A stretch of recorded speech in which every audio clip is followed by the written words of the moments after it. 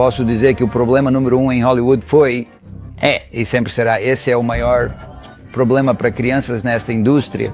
Ele estende a mão e coloca no meu joelho. Fico arrepiada. Você está com frio, ele diz, preocupado. Não acho que foi por isso que me arrepiei, mas concordo. É sempre melhor concordar com o Criador. Ele dá tapinhas nos meus ombros, e então o tapinha se transforma em uma massagem. Quero dizer algo, dizer para ele parar, mas estou com tanto medo de ofender. Quer dizer, naquela noite, eu me senti como uma garota. Eu me senti como uma garota jogando Murder Lurker. Mas eu chorei como um bebê no final daquela gravação. Eu simplesmente desabei. Hollywood prósperas, ao criar fantasias cintilantes, sensações repentinas, galas deslumbrantes e jovens talentos aparentemente encantados. Ainda assim, sob a superfície, reside uma realidade bem diferente. Para inúmeros atores mirins, a indústria não é um playground de glamour e glória, mas um campo de batalha de alta pressão, com horários extenuantes, figuras de autoridade manipuladoras e um mandato implícito para obedecer sem questionar.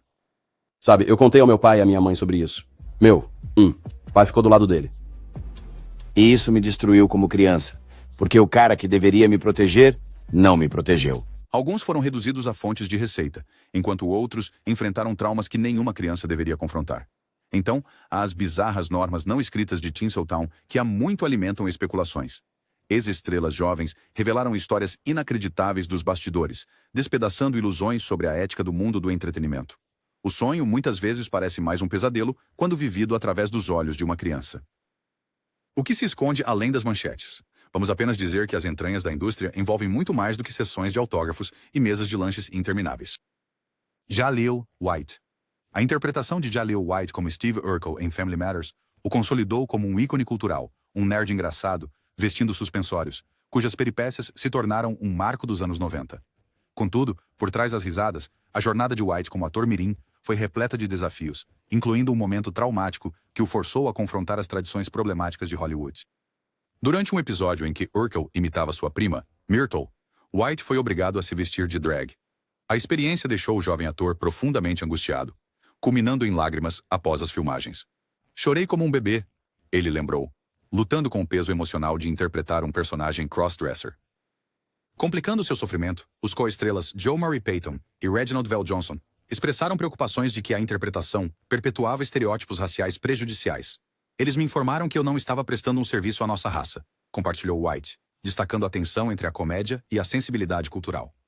Este incidente destaca um clichê recorrente em Hollywood: o uso de atores negros vestidos de mulher para o humor, um padrão visto em personagens como Geraldine de Flip Wilson ou Madea de Tyler Perry.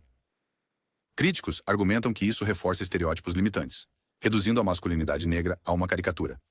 Dave Chappelle notavelmente recusou um papel assim em um filme com Martin Lawrence, descartando-o como um clichê desgastado. Para White, no entanto, a resistência não era uma opção. Como um jovem ator lidando com as exigências da indústria, ele se sentiu obrigado a cumprir, um lembrete marcante das pressões únicas enfrentadas por estrelas mirins. Sua história revela o choque entre as expectativas artísticas e a integridade pessoal, especialmente ao lidar com raça e identidade. Embora o Urkel de White continue amado, suas lutas nos bastidores oferecem uma visão sóbria sobre o custo da fama e das questões sistêmicas persistentes no entretenimento. Ao refletir sobre sua experiência, White reconhece a resiliência necessária para enfrentar tais desafios. No entanto, sua jornada também levanta questões sobre as dinâmicas de poder em Hollywood, onde a vulnerabilidade juvenil muitas vezes entra em conflito com normas arraigadas. Conforme a indústria enfrenta seu passado, a franqueza de White serve tanto como um conto de advertência quanto um chamado à mudança. Dustin Diamond. Dustin Diamond, eternamente gravado na cultura pop como Screech de Saved by the Bell, encontrou-se preso em uma narrativa da qual não conseguia escapar. Sua jornada após a fama foi marcada por um sentimento de abandono por uma indústria que uma vez o tinha impulsionado para os holofotes. Em seu livro de memórias revelador, Behind the Bell, Diamond expôs as duras realidades por trás das cenas da adorada sitcom dos anos 90. Ele descreveu a sensação de ser um estranho tanto dentro quanto fora das câmeras, o humor de seu personagem vindo às custas de sua própria imagem. Eu era o Screech, um esquisito, um estranho, escreveu ele, revelando como a experiência o deixou sentindo-se isolado, em vez de celebrado. O fim do show não trouxe alívio. Ao contrário de seus colegas de elenco que passaram para novos papéis, Diamond descobriu que Hollywood não tinha interesse nele além de seu papel como Screech. Quando ele cresceu além desse personagem, a indústria o abandonou. As pessoas achavam que eu era o Screech, e elas não queriam mais o Screech. Ele admitiu. As lutas profissionais influenciaram sua vida pessoal. Instabilidade financeira, problemas legais e uma amargura crescente em relação aos executivos do entretenimento tornaram-se sua nova realidade. Diamond falou abertamente sobre sentir-se explorado, tendo seguido ordens quando era criança apenas para ser descartado, quando não servia mais ao propósito deles. O desespero levou a decisões questionáveis. Em uma tentativa equivocada de recuperar relevância e estabilidade financeira, ele participou de um filme adulto controverso, uma ação que falhou espetacularmente quando foi revelado que ele havia usado um dublê para cenas explícitas. O dano à sua reputação foi feito com manchetes estampando Screech preso, em vez de mencionar Dustin Diamond. Seus problemas legais culminaram em uma prisão em 2014 após uma briga em um bar em Wisconsin. Diamond sustentou que agiu em legítima defesa para se proteger e proteger sua noiva, mas a narrativa pública já estava escrita. Ao longo de suas lutas, Diamond sustentava que Hollywood falha sistematicamente com estrelas mirins. Ninguém te prepara para a vida depois, ele escreveu.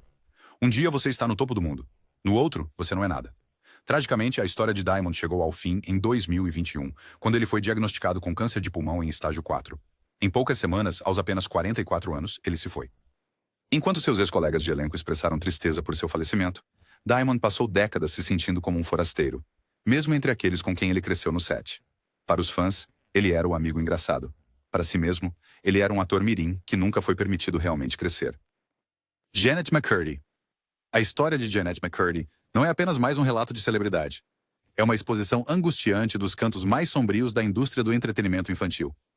Suas memórias, Estou Feliz que Minha Mãe Morreu, servem tanto como um acerto de contas pessoal, quanto como um aviso sobre a exploração de jovens talentos. Desde os seus 6 anos, a vida de Jeanette foi organizada por uma mãe que transferiu suas próprias ambições não realizadas para a filha. A pressão começou cedo e intensificou-se à medida que a carreira de Jeanette crescia. O controle de sua mãe se estendia à sua dieta, introduzindo a restrição de calorias aos 11 anos sob o pretexto de uma alimentação saudável, uma manipulação que beirava o incentivo de um transtorno alimentar para manter sua aparência jovem para os papéis. A própria indústria provou ser igualmente prejudicial. Os relatos de Jeanette sobre interações com figuras poderosas, que se acredita incluir o produtor Dan Schneider, revelam um padrão perturbador de violações de limites e pressão para se conformar às expectativas adultas enquanto ainda era criança. Ela descreveu que lhe ofereceram álcool enquanto menor de idade e que foi pressionada a usar roupas reveladoras, tudo enquanto lhe diziam para permanecer grata pelas oportunidades. Até mesmo supostos marcos na carreira, como seu spin-off, Sam and Cat, tornaram-se fontes de ressentimento. O favoritismo percebido da Nickelodeon em relação à coestrela Ariana Grande destacou o desequilíbrio que muitos astros mirins enfrentam quando seu valor para uma emissora se torna transacional. Talvez o mais chocante seja que Jeanette alegou que a Nickelodeon lhe ofereceu $300 mil como suborno quando ela deixou a emissora, uma afirmação que, se verdadeira, diz muito sobre como alguns na indústria tentam silenciar aqueles que possam revelar verdades incômodas. A decisão de Jeanette de abandonar completamente a atuação marca uma escolha rara e corajosa entre ex-estrelas infantis. Em vez de lutar para manter a relevância, ela redirecionou sua criatividade para escrita e direção, atividades que realmente a interessavam. Seu livro de memórias é, ao mesmo tempo, uma catarse e uma condenação de uma indústria que frequentemente prioriza o lucro sobre o bem-estar das crianças. O título, Estou Feliz que Minha Mãe Morreu, inicialmente choca, mas dentro do contexto de sua história, revela a relação complexa entre Jeanette e a mãe, que tanto lançou sua carreira quanto controlou sua vida. O livro de memórias documenta sua jornada para redescobrir sua identidade, após o falecimento da mãe, e a liberdade que veio de se livrar de anos de manipulação. A história de Jeanette nos obriga a confrontar verdades desconfortáveis sobre como jovens talentos são explorados. Ela desafia a noção romantizada do estrelato infantil e revela, em vez disso, um sistema onde a vulnerabilidade é monetizada. Sua disposição em compartilhar essas experiências difíceis fornece insights valiosos para qualquer pessoa preocupada com a forma como tratamos jovens artistas. Em última análise, a narrativa de Jeanette oferece esperança. Ao se afastar do ambiente tóxico de Hollywood e criar seu próprio caminho, ela demonstra que é possível se recuperar de tais experiências. Sua história não é apenas sobre sobrevivência. É sobre redefinir a própria vida em seus próprios termos, provando que mesmo após enfrentar o lado mais sombrio de Hollywood, a autêntica descoberta pessoal permanece ao alcance. Todd Bridges. Todd Bridges, outrora amado como Willis Jackson em Diff'rent Strokes, viveu desafios que contrastam fortemente com seu personagem televisivo. Sua jornada de garoto dourado de Hollywood para Recoup advogado da recuperação, é alguém de notável resiliência. Nascido em São Francisco em 1965, a carreira de ator de Todd começou cedo, lançando-o à fama como o irmão mais velho carismático no programa icônico. No entanto, nos bastidores, sua infância foi marcada por traumas que moldariam suas futuras dificuldades. As pressões da indústria e a exposição precoce a substâncias se tornaram sua realidade. Todd foi franco sobre sua introdução às drogas pela coestrela Dana Plato, que se transformou em um vício completo. Você nunca começa pensando que vai se viciar. Simplesmente acontece. Ele refletiu em uma entrevista. Mas o verdadeiro ponto de virada ocorreu quando Todd se sentiu abandonado pelo pai. Quando Todd procurou proteção do pai em relação aos perigos da indústria, a resposta do pai o deixou arrasado. Quando eu contei para o meu pai e minha mãe sobre isso, meu pai ficou do lado dele, e isso me destruiu como criança. O cara que deveria me proteger, não me protegeu. Essa traição lançou Todd em uma espiral emocional. Sua carreira e vida pessoal começaram a se desfazer, com problemas legais se tornando comuns. Aos seus 20 anos, Todd era conhecido tanto por suas lutas quanto por suas conquistas na atuação. No entanto, a história de Todd não termina em tragédia. Após chegar ao fundo do poço, ele embarcou em um caminho difícil de recuperação. Hoje, Todd está sóbrio e transformou sua dor em propósito. Ele fala abertamente sobre saúde mental e vícios, trabalhando para ajudar outras pessoas a evitar as armadilhas que uma vez o consumiram. Eu tento ajudar jovens atores a navegar pelos desafios da indústria, Todd compartilhou em uma entrevista recente. Hollywood não é só flores e sol. Pode te consumir por inteiro se você não tomar cuidado. A jornada de Todd serve tanto como um aviso quanto uma inspiração. Ele é a prova de que, mesmo após enfrentar traição inimaginável e destruição pessoal, é possível se reerguer. Sua defesa e narrativa honesta ajudaram inúmeras pessoas a lutar contra demônios semelhantes. Como o próprio Todd diz, não é sobre quantas vezes você cai. É sobre quantas vezes você se levanta. E Todd se levantou mais vezes do que a maioria poderia imaginar. Corey Feldman. Para aqueles que cresceram nos anos 80 e 90, Corey Feldman era o epítome da magia do cinema infantil. O garoto carismático com o sorriso contagiante que estrelou clássicos como Os Goonies e Conta Comigo. Mas, por trás daquela aparência alegre, havia uma história de exploração, coragem e transformação que eventualmente redefiniria seu legado. A jornada de ator infantil amado a denunciante da indústria começou com um doloroso despertar. Em uma entrevista crucial de 2013 com Barbara Walters, Feldman quebrou a ilusão do glamour de Hollywood, revelando uma realidade mais sombria que moldou sua vida nos bastidores. Quando perguntado o que diria a pais que consideram a indústria do entretenimento para seus filhos, a resposta de Feldman foi tanto franca quanto assustadora.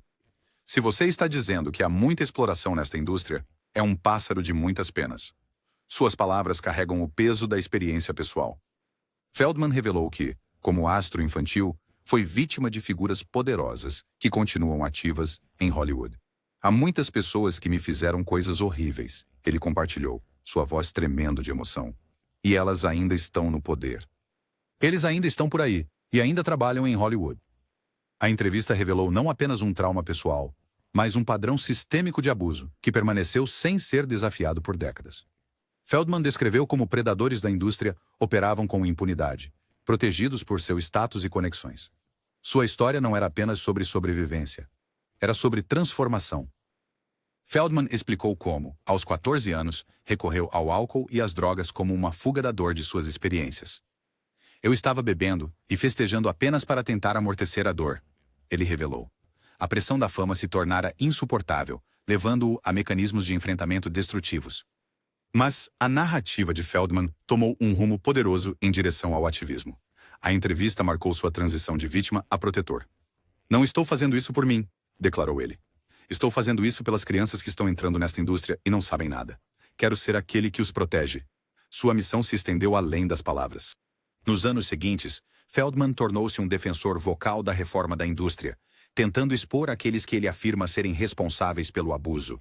Embora sua campanha de documentário de 2020 tenha gerado controvérsia, com alguns questionando suas evidências, Feldman manteve-se firme em seu compromisso com a verdade. Apesar de enfrentar resistência e ceticismo, Feldman continuou sua busca por responsabilidade. Sua jornada de estrela infantil, a sobrevivente de trauma e defensor, representa uma evolução notável.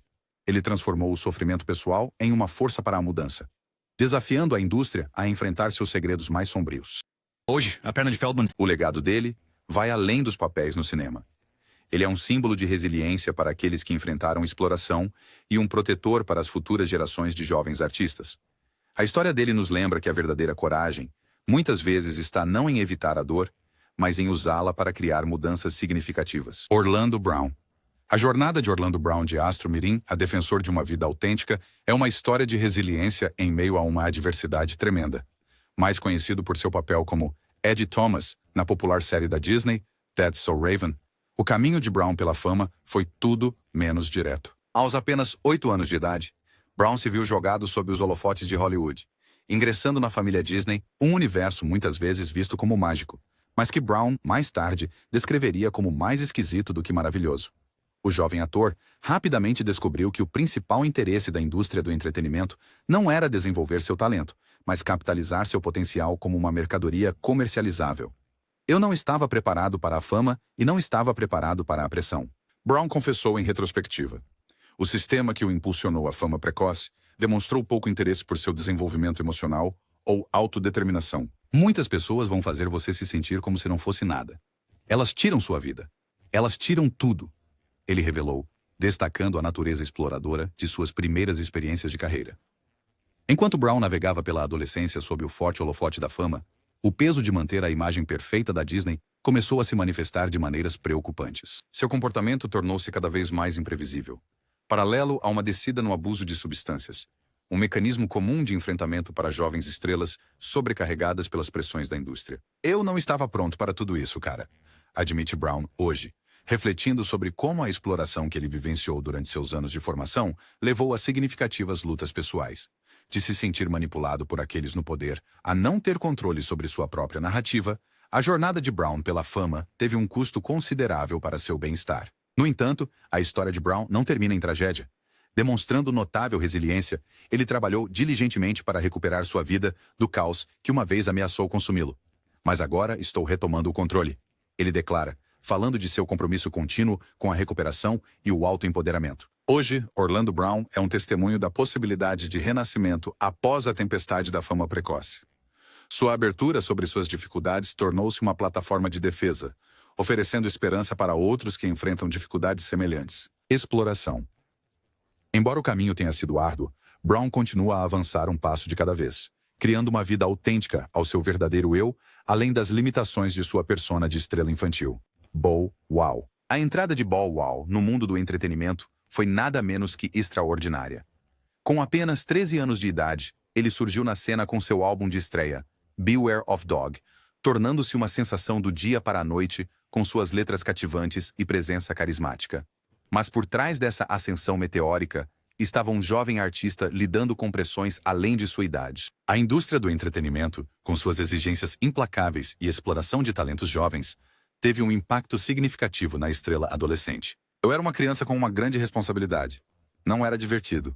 Bow Wow refletiu sobre o início de sua carreira. A constante vigilância, a tensão da mídia e pressão para manter uma imagem perfeita criaram um ambiente sufocante.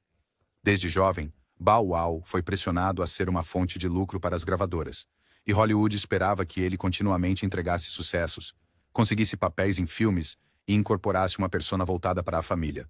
Isso deixou pouco espaço para ele ter uma infância normal. Eu não sei como é ser uma criança normal, e não posso dizer que algum dia saberei, ele admitiu, destacando como sua infância foi sacrificada pelas exigências da fama. Conforme ele amadurecia, as pressões apenas se intensificaram. O peso das expectativas, comparações constantes e a sensação de estar preso pela própria fama começaram a afetar sua saúde mental.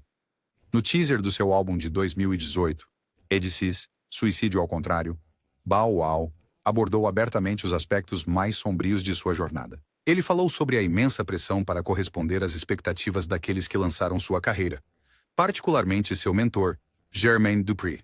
Trabalhar com Jermaine Dupri era como se eu não tivesse escolha a não ser ter sucesso e estourar, revelou Bow Wow. A relação, embora tenha sido fundamental para seu sucesso, veio com seu próprio conjunto de pressões.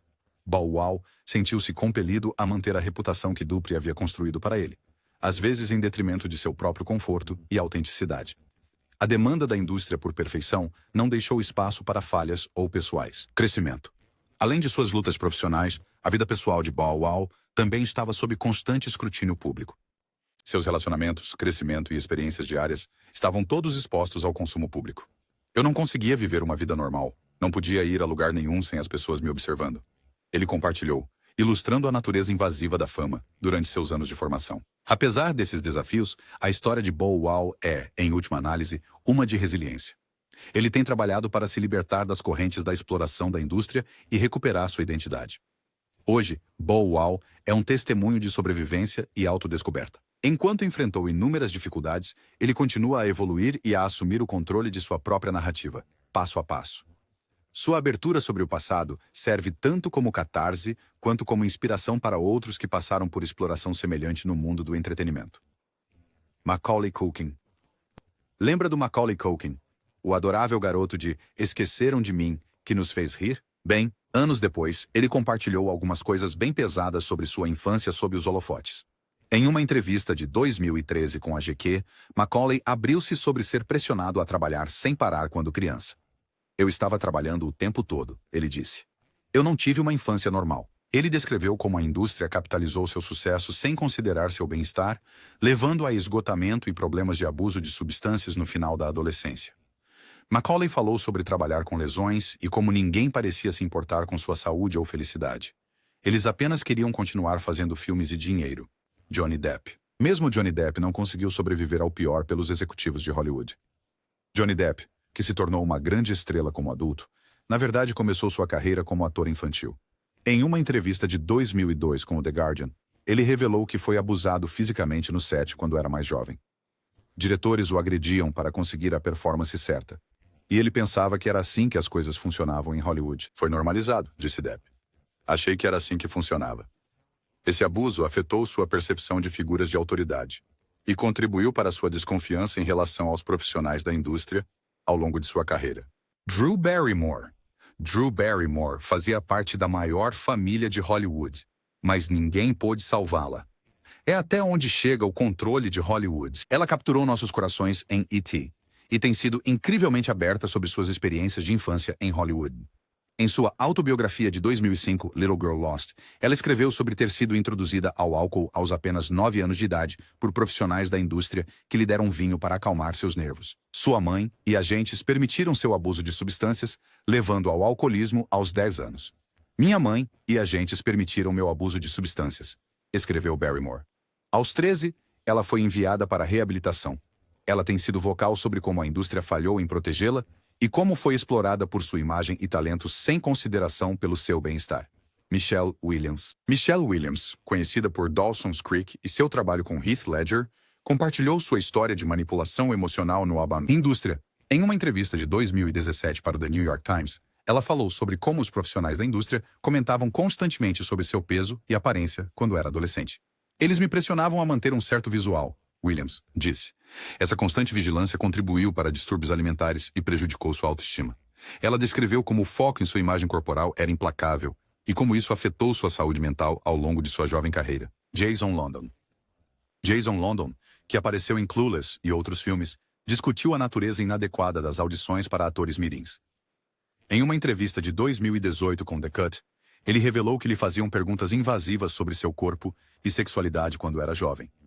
Eles perguntavam sobre meu corpo e sexualidade quando eu era apenas uma criança, disse London. Ele explicou como essas perguntas eram normalizadas como parte do trabalho, fazendo os atores mirins sentirem que esse tipo de tratamento era algo que tinham que suportar para conseguir papéis. Essa exploração deixou impressões duradouras nele e em muitos outros jovens artistas que enfrentaram situações semelhantes.